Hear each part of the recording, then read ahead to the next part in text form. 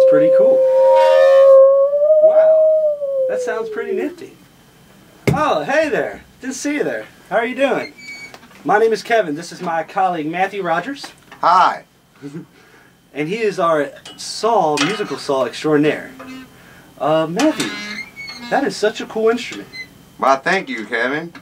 How did you come across finding this instrument? To be honest,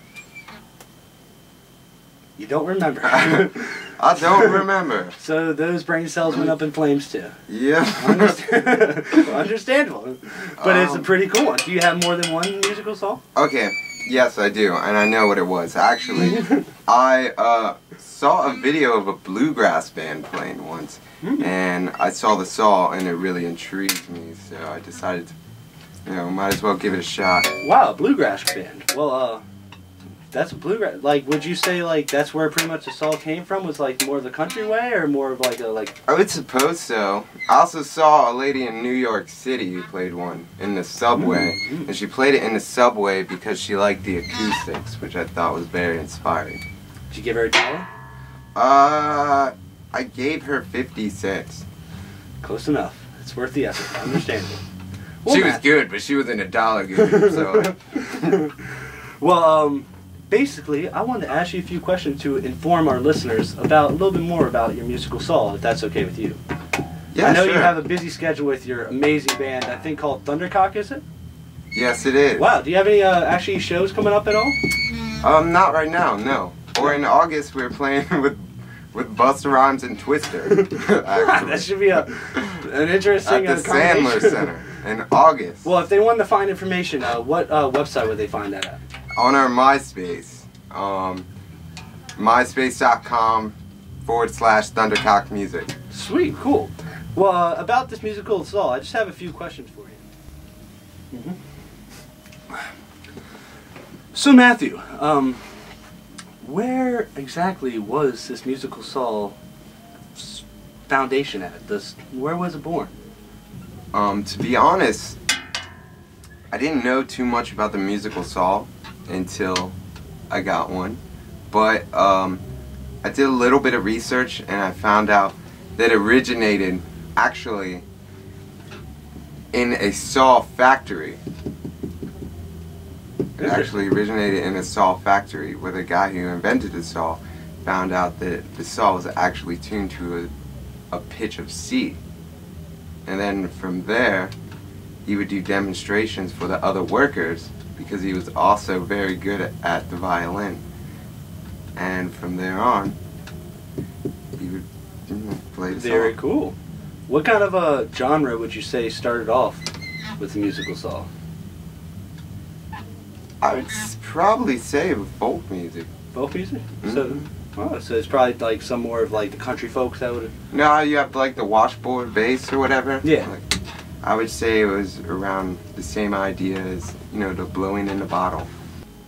Do you happen to know like a time period it was born at?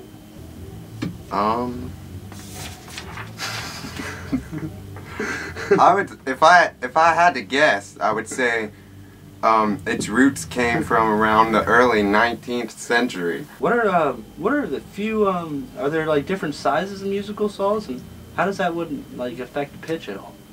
Actually, yes, there are different sizes, and I actually when I got mine, I got the Alto was what it was called, and mine was the smallest because I wanted the highest. Obviously, you got the highest pitch is going to be the small. You like one. to be the highest, understandable. Exactly, and the bigger ones are going to be the bass, just like with any other instrument. And actually, the saw is one of the only instruments I've played that I can sustain 2 different notes. Harmonizing. Yeah. Very interesting. What sounds would you compare the sound that the musical saw creates to? Like, what would you say it sounds like almost? A mama whale. A mama whale. Not a daddy whale, because daddy whales they're gonna have more of a.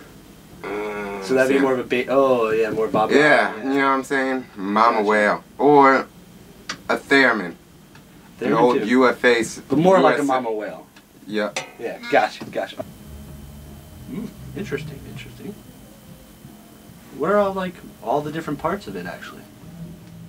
Alright, well, I guess with the saw, it's really not that intricate. If, you know what a regular saw looks like, it's pretty much the exact same thing.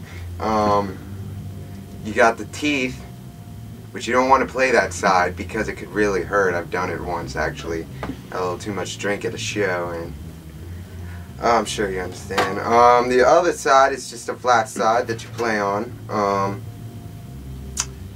You know, just stroke the bow on this side. You don't want to do that on the teeth side, like I said earlier. What's that wire hanging off the bottom of the saw there, Matthew? The wire is actually a pickup, and when I play this instrument with my band, I don't play it anywhere near how it should be played or people think it should be played. What I do with it is I go through a pickup that goes into an effects pedal board, and from there I distort the sound to basically whatever I want. Would you say that's how you would record the saw? Like for Thundercock, it's like throwing it through the pickup, or would you record the saw more off of microphones? I would do both, you know, with a microphone to kind of give it that lively feeling. You know, give it some balls. Yeah, I guess, understandable. Say. Do you have a particular microphone? I would also go in directly. Cool. Is there a particular microphone or program you prefer using to record? Programs that I prefer are Logic, just because I'm used to it. Microphone, that's not really my field of expertise, so I don't have a particular one that I would use. Okay. What kind of effects do you run through the Direct through? Do you run it through like foot pedals, or do you run it through? They're actually guitar effects pedals, which I use a big muff, which all you guitar players out there might sound kind of crazy, but I use a big muff, and I also use a DD7 delay, and then sometimes I'll use a Roland Space Echo, which sounds really great with the saw. You get a lot of reverb.